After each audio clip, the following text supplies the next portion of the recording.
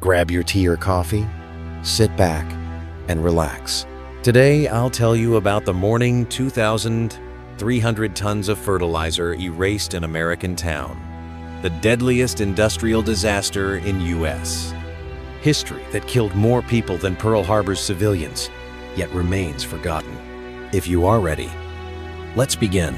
The 16th of April, 1947, 8:10 a.m., Texas City, Texas. Longshoreman John Hill descends into the cargo hold of the SS Grandcamp. Orange light flickers below. Smoke rises. It smells sweet. Chemical.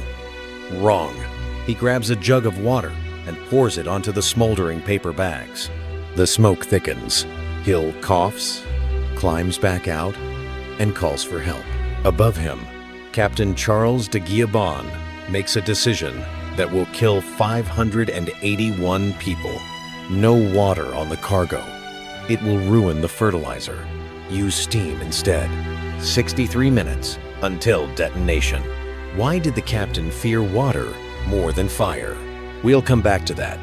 Texas City sits on Galveston Bay, 40 miles southeast of Houston, a company town of 16,000 people, built around Monsanto Chemical, Union Carbide, oil refineries, and the busy docks.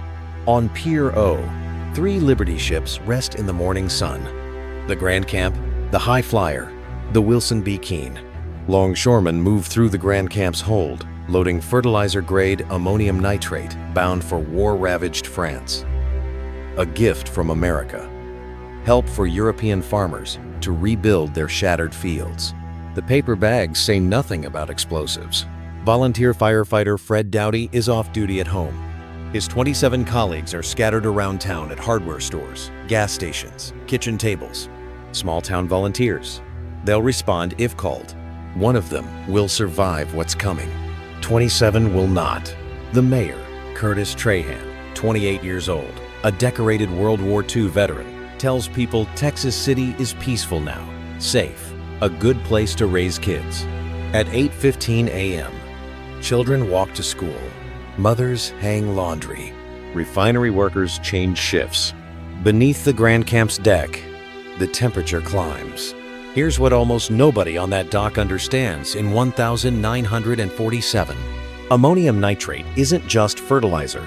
During World War II, it was a core ingredient in powerful explosives. After the war, munitions plants retooled. The same chemistry, repackaged as something harmless and helpful. On paper, it's safe if kept cool, ventilated, and uncompromised.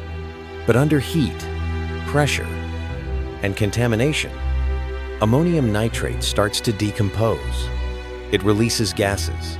It becomes unstable, sensitive, primed. The fertilizer in the Grandcamp had already thrown off warning signs. It sat in a Texas warehouse for weeks before loading. Workers later testified the bags arrived so hot they had to cool them before handling. Now those same bags are stacked tightly, floor to ceiling, in a poorly ventilated cargo hold. Pressure, heat, time. The Grandcamp also carries small arms ammunition, machinery, sisal twine soaked in paraffin, and fuel oil in an adjacent bunker. Heat that reaches fuel oil plus ammonium nitrate doesn't just make smoke. It makes ANFO, ammonium nitrate fuel oil, commercial blasting agent. No one on board sees the full equation. So when smoke appears at 8 a.m., why does Captain de Guillabon refuse water? Because water ruins fertilizer. Because the cargo is worth hundreds of thousands of dollars. Because insurance might not cover deliberate damage. Steam seems elegant, contained, professional. They open the valves. Superheated steam floods the hold. It doesn't choke the fire. It cooks the bomb. By 8:25 a.m., the smoke pouring from the Grandcamp shifts from white to thick yellow-orange. Acrid, toxic. Longshoremen abandon the hold. The crew's extinguishers are useless. The fire deepens somewhere unseen. The plume over the ship becomes a spectacle visible across the harbor and from parts of town. At 8:30 a.m., the Texas City Volunteer Fire Department is called. Fire Chief Henry Baumgartner sends everything he has, all 28 firefighters, All 4 trucks.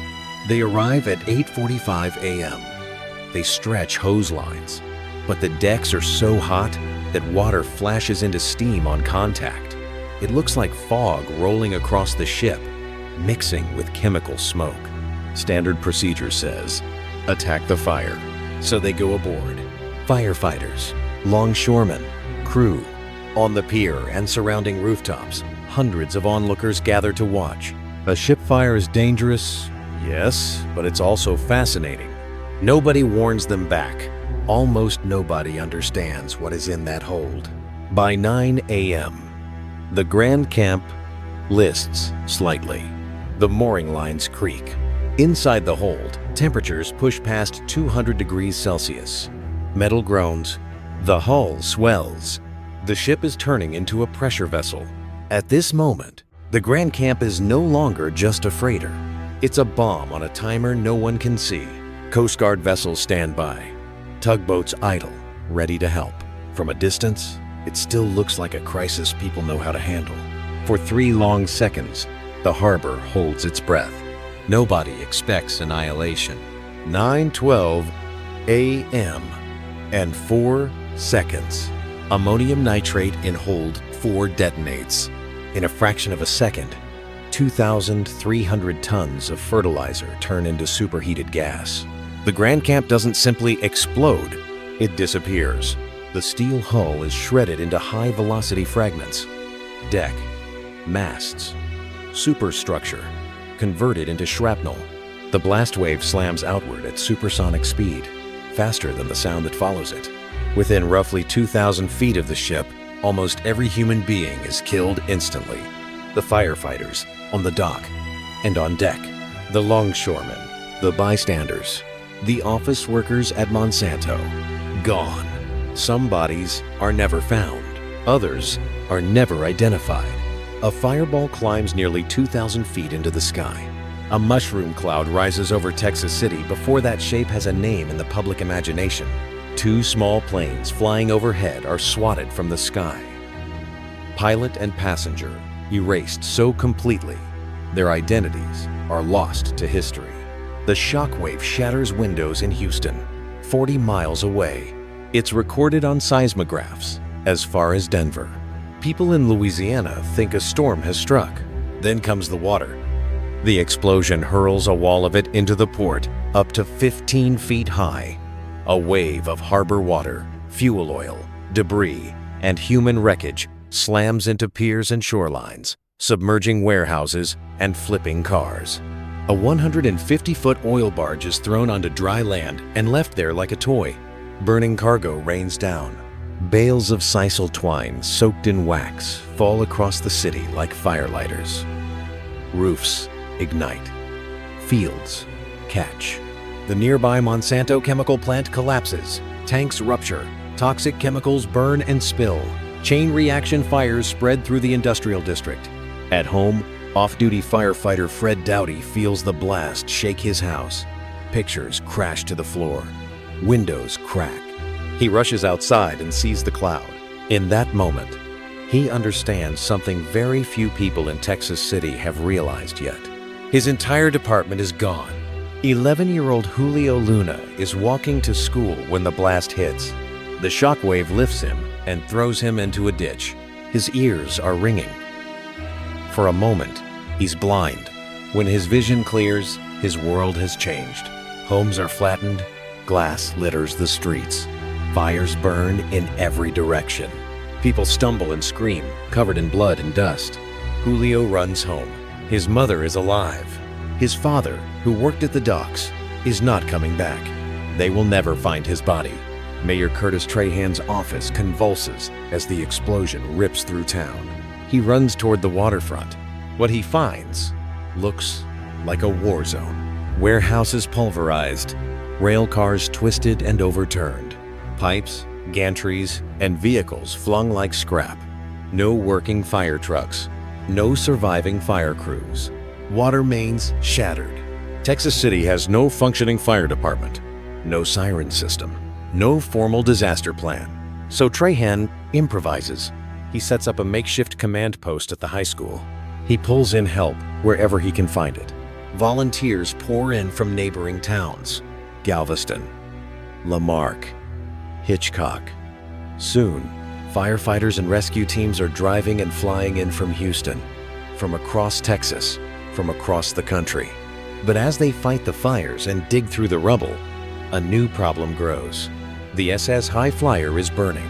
The High Flyer is moored only 600 feet from where the Grandcamp once stood. Her cargo, about 1,000 tons of ammonium nitrate, 2,000 tons of sulfur. Hours after the first blast, she's still there, still loaded, still on fire. By afternoon, officials and ship officers desperately want her moved out into the bay. Tugboats try to pull her away. They can't. Wreckage, debris, twisted pilings, something pins her in place. Night falls. Fire still eats through the ship's holds. At 11 p.m., the crew abandons ship. Everyone who understands ammonium nitrate now knows what is coming. At 1:10 a.m., on April 17, 16 hours after the Grandcamp's destruction, the High Flyer explodes. The second blast rips through what remains of the port.